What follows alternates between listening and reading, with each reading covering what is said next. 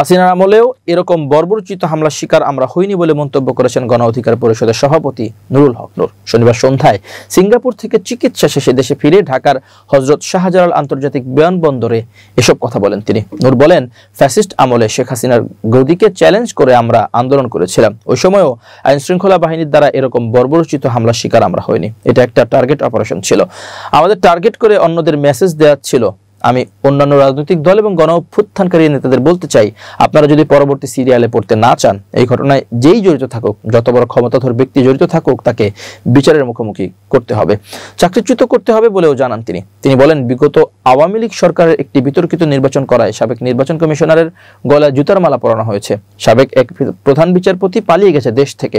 সুতরাং আমাদের উপর হামলার বিচার না হলে আমরা যদি বেঁচে থাকি, ভবিষ্যতে তাদের গলায়ও গামছা পরাবো। কিন্তু দুঃখজনকভাবে আমরা দেখতে পাচ্ছি ওই গতানুগতিক তদন্ত কমিটি গঠিত হয়েছে, মিটিং চলছে, প্রতিবেদন আলোর মুখ দেখে না।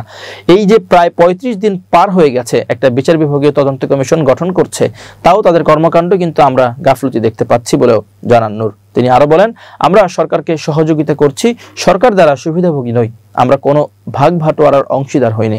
এখন কিন্তু দেশে বিশৃঙ্খলা হচ্ছে, নির্বাচন নিয়ে বিভাজন দেখা দিচ্ছে, পাহাড়ে অস্থিতিশীল পরিস্থিতি। এখন যদি বহুল আকাঙ্ক্ষিত নির্বাচন যদি না হয়, দেশ আবার সংকটে পড়বে। একটা দলের প্রধানকে এভাবে আক্রমণ করলে সুষ্ঠু নির্বাচন কিভাবে হবে, এমন প্রশ্ন নূর অভিযোগ করে বলেন, সমঝোতার নির্বাচনে যাদের ইশারা দিবে তারাই নির্বিঘ্নে আওয়ামী লীগের দামি নির্বাচনের মতো প্রচারণা চালাবে, মিছিল মিটিং করবে। যাদের সিগন্যাল দিবে না তাদের উপর হামলা করে আক্রান্ত করে তাড়িয়ে দেওয়া হবে। তাই সুষ্ঠু নির্বাচনের পূর্ব শর্ত হিসেবে আমার উপর হামলার ঘটনার তদন্ত ও জড়িতদের শাস্তিমূলক পদক্ষেপ নেওয়ার দাবি জানাই। অন্যথায় দেশে সুষ্ঠু নির্বাচন হবে কিনা তা নিয়ে সংশয় রয়েছে। উল্লেখ্য, গত 29 আগস্ট রাতে রাজধানীর বিজয়নগরে জাতীয় পার্টি ও গণ অধিকার পরিষদের নেতাকর্মীদের মধ্যে সংঘর্ষের পর আইন শৃঙ্খলা রক্ষাকারী বাহিনীর লাঠি পেটায় নুরুল হক নূর গুরুতর আহত হন। এ ঘটনায় তার মাথায় আঘাত লাগার পাশাপাশি নাকের হাড় ভেঙে যায়।